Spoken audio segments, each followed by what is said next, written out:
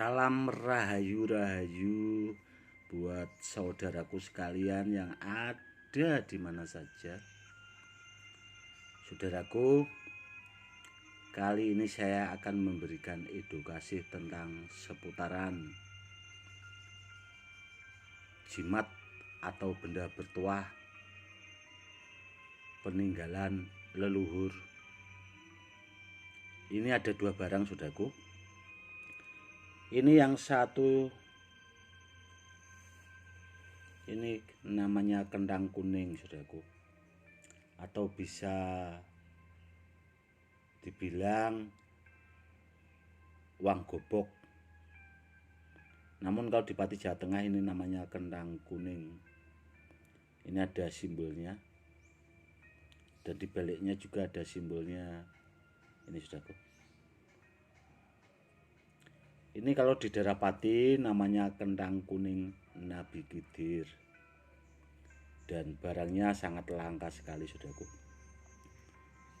Dan ini tadi sengaja saya keluarkan buat memberikan edukasi tentang benda bertuah, karena dari kemarin itu banyak saudara kita yang bertanya tentang jimat yang berasal dari Thailand, saudaraku.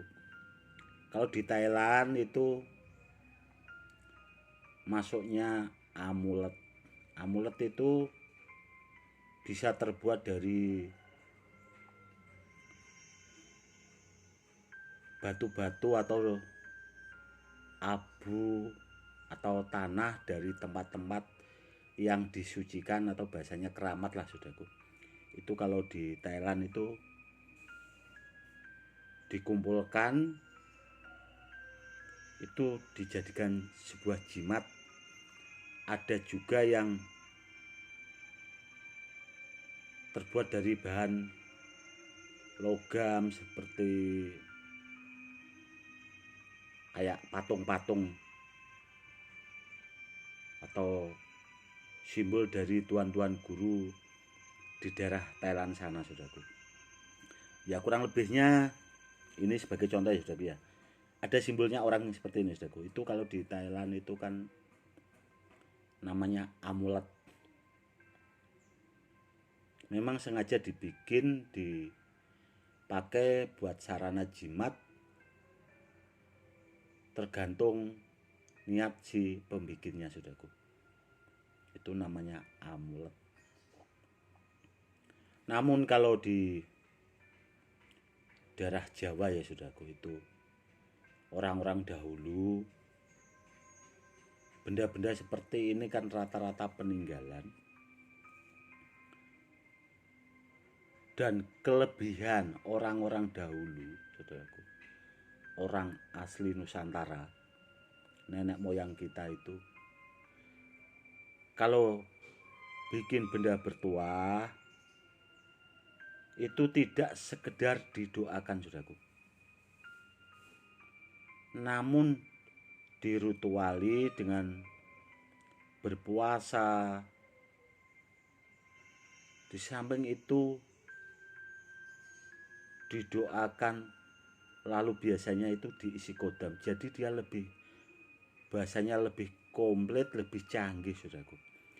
Tidak hanya didoakan, namun memang diisi dengan ilmu-ilmu hikmah atau ilmu-ilmu kejawen, ilmu-ilmu kuno itu, supaya benda atau media itu bisa bermanfaat buat si pemakainya, buat kedepannya. Seperti itu, dengan tujuan segala hajat tergantung barangnya tersebut. Jadi kalau amulet di daerah Thailand seperti itu, saudaraku. Dia memang sengaja dibikin cukup didoakan. Kalau tidak seperti itu, saudaraku, itu memang sengaja dimasukin sama roh-roh atau roh orang yang meninggal. Setahu saya seperti itu. Kalau takrut atau bahasa Thailandnya takrut, kalau di sini jimat saudaraku, itu dia berbentuk raja saudaraku. Raja, dia gulungan dari, biasanya ditulis di di logam kuningan lalu digulung. Ini sebagai contoh ya saudaraku. Jadi biar kita bisa membedakan antara jimat asli Thailand itu modelnya seperti apa, pengertiannya seperti apa. Jadi biar kita semakin tambah wawasan. Kalau takrut itu dibuat dari logam saudaraku, itu memang ditulis dengan kalimat-kalimat tertentu atau kalimat-kalimat yang disucikan. Contoh kalau di tempat kita ya saudaraku, itu ya kurang lebihnya seperti raja saudaraku. Seperti raja ini memang ditulis, dia dilipat-lipat dan ya dibikin seperti ini. Namun kalau saya amati saudaraku dari cara pembikinannya itu ya gak beda-beda jauh lah bahasanya. Namun kalau leluhur kita saudaraku kalau bikin raja itu entah dari raja-raja mantra-mantra kuno yang asli kejawen. Kalau sekarang kan pakai ya huruf-huruf seperti inilah saudaraku. Itu menulisnya saja itu pakai waktu, ada saat-saatnya tertentu, jadi tidak asal ditulis. Kalau leluhur-leluhur kita bikin raja, meskipun itu raja dari huruf-huruf Jawa saudaraku. Karena saya dulu pernah dapat raja itu dari guru saya asli kejawen, itu memang rajanya itu dari huruf Jawa. Itu bikinnya saja itu puasanya 40 hari saudaraku. Jadi tidak tanggung-tanggung. Setelah itu baru diisi. Tidak hanya didoakan sama mengisi itu beda saudaraku, nanti kita bahas ya saudaraku. Itu guru saya seperti itu dulunya yang asli kejawen. Dipuasai dulu, didoakan, diisi saudaraku pakai ilmu-ilmu khusus. Istilahnya ilmu itu yang pernah dipelajari, segala ilmu kanuragan dan sebagainya itu memang sengaja dimasukkan ke raja tersebut supaya raja itu benar-benar berkualitas. Bila dipakai sama pemiliknya itu supaya baguslah bahasanya. Dia lebih agak sedikit rumit pembikinannya dan memerlukan waktu yang sangat lama. Namun yang kalau jimat Thailand takrut itu cukup dirituali, ditulis itu tadi saudaraku pakai huruf-huruf yang disucikan. Karena bahasa sana saya juga kurang paham ya saudaraku. Itu didoakan saudaraku. Cukup itu. Dan biasanya yang bikin itu ya guru-guru sepuh daerah Thailand sana. Dan biasanya itu dibungkus sama, biasanya itu kalau yang asli kuno itu takrut jimat Thailand itu dia digulung sama benang saudaraku. Jadi lempengan dari kuningan itu yang ditulis, nanti baru dibalut sama kain biasanya dan dijadikan jimat. Seperti itu saudaraku. Kalau ditanya soal keampuhannya, itu kalau menurut saya pribadi tergantung,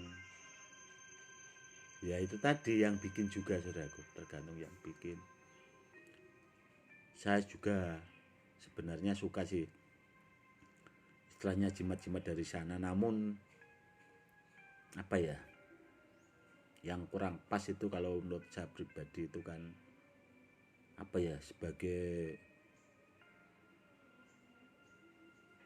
orang Jawa atau Muslim itu tadi sudah kuat, ada roh-roh yang dimasukkan, itu kalau menurut saya agak sedikit kurang pas. Namun kita sebagai warga yang berbudaya, kita wajib apa ya, menghargai suhu-suhu yang di sana, karena mereka juga orang-orang yang tidak sembarangan, orang-orang yang memang punya kemampuan khusus, saudaraku. Ya bagus sih kalau menurut saya juga.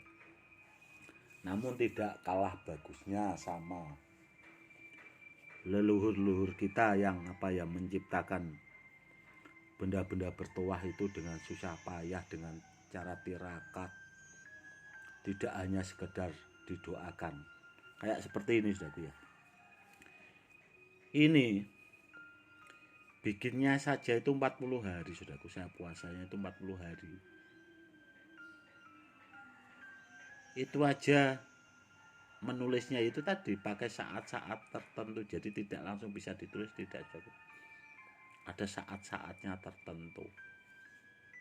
Sambil kita puasa, habis itu baru diisi dengan ilmu-ilmu hikmah, ilmu-ilmu kejawen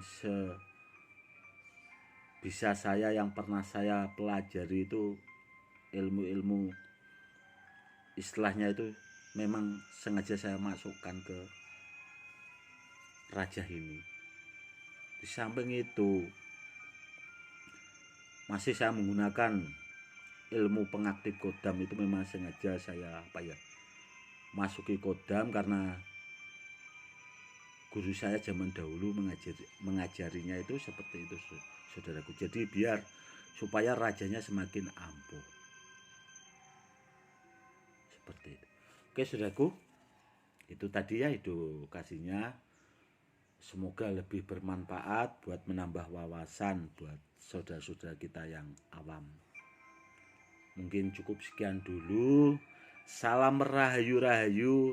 Salam hormat saya, Gus Edi.